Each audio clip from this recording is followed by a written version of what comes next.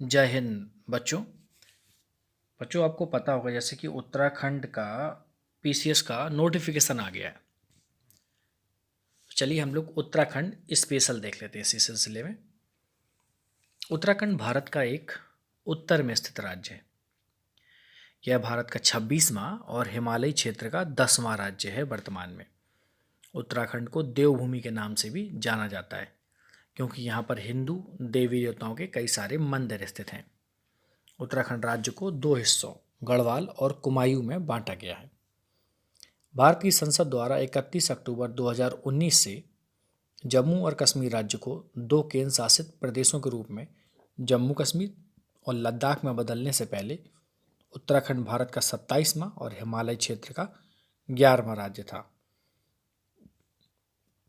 उत्तराखंड की राज्य की स्थापना की अगर बात की जाए तो इसकी स्थापना 9 नवंबर 2000 को उत्तर प्रदेश राज्य से अलग होकर हुई।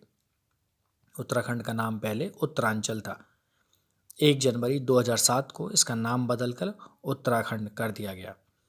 उत्तराखंड के पूर्व में नेपाल, पश्चिम हिमालय, उत्तर में तिब्बत और दक्षिण में उत्तर प्रदेश स्थित है।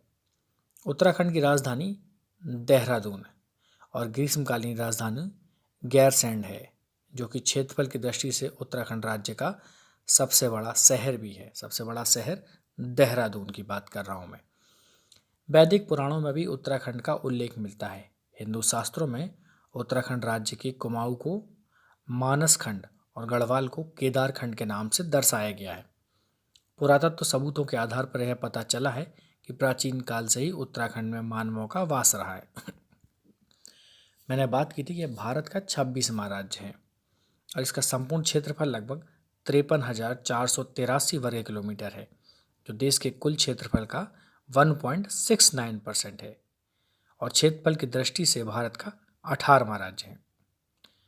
उत्तराखंड के 86% भाग पर पहाड़ हैं और 65% भाग पर जंगल पाए जाते हैं। स्वतंत्रता के समय भारत में केवल एक ही हिमालय राज्य असम था। उसके बाद जम्मू और कश्मीर दूसरा और तीसरा राज्य नागालैंड बना। ऐसे ही उत्तराखंड 10वां हिमालयी राज्य बना। प्रशासनिक दृष्टि से देखा जाए तो उत्तराखंड में 13 जिले हैं। जिले मतलब जनपद। उत्तराखंड की कुल जो जनसंख्या है, पॉपुलेशन है, वो 1,86,000 के आसपास है, जो 2011 की सेंसस के अकॉर्डिंगली बता रहे हैं।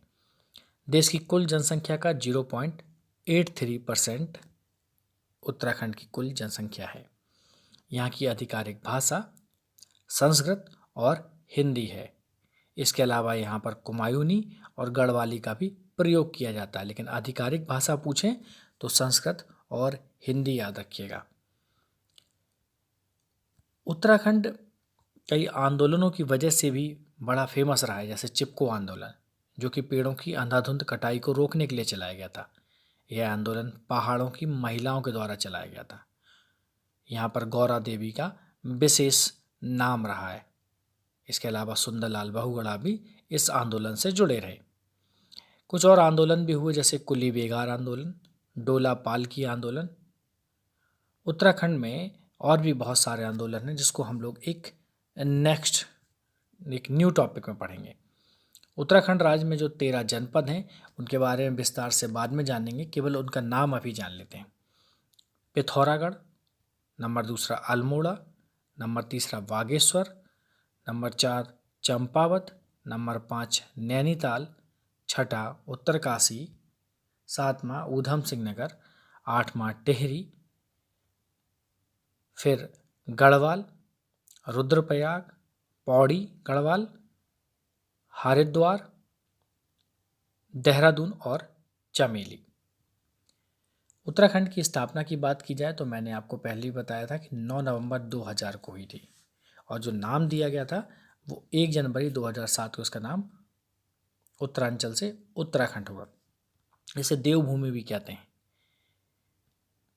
भारत के कुल क्षेत्रफल का 1.69% है। अगर क्षेत्रफल की दृष्टि से देखा जाए तो भारत के सभी राज्यों के बीच उत्तराखंड का स्थान 18वां है।